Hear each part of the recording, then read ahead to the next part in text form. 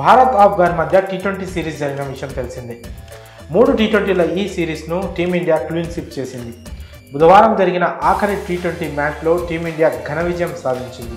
బుధవారం చిన్నస్వామి స్టేడియం వేదికగా జరిగిన మ్యాచ్ ఉత్కంఠభరితంగా సాగి చివరికి టీమిండియాను విజయం వరించింది. అయితే ఈ మ్యాచ్లో కింగ్ విరాట్ కోహ్లీ అద్భుతమైన ఫీల్డింగ్తో ఆకట్టుకున్నాడు.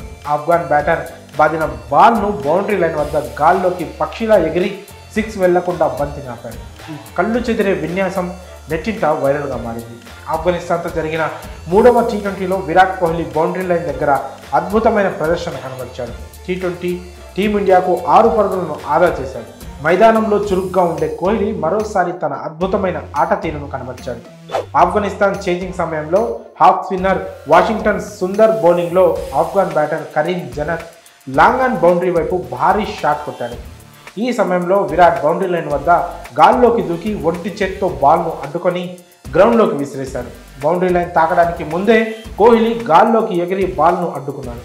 కోహ్లీ గాల్లోకి దూకి క్యాచ్ అందుకున్న తీరును అభిమానులు, డగౌట్లో ఉన్న ఆటగాళ్లంతా ఆశ్చర్యపోయారు. ఒకవేళ విరాట్ గనుక ఈ సాహసం చెయ్యకపోతే మ్యాచ్ రిజల్ట్ వేరేలా ఉండేదని, విరాట్ లేకపోతే మ్యాచ్ పోయేదని కామెంట్ చేస్తున్నారు. ఒకే ఒక్క ఫీట్తో కోహ్లీ మ్యాచ్ రిజల్ట్స్ని మార్చేశాడని అంటున్నారు. మరి విరాట్ కోహ్లీ ఫీల్డింగ్పై మీ అభిప్రాయాలను కామెంట్ సెక్షన్లో తెలియజేయండి.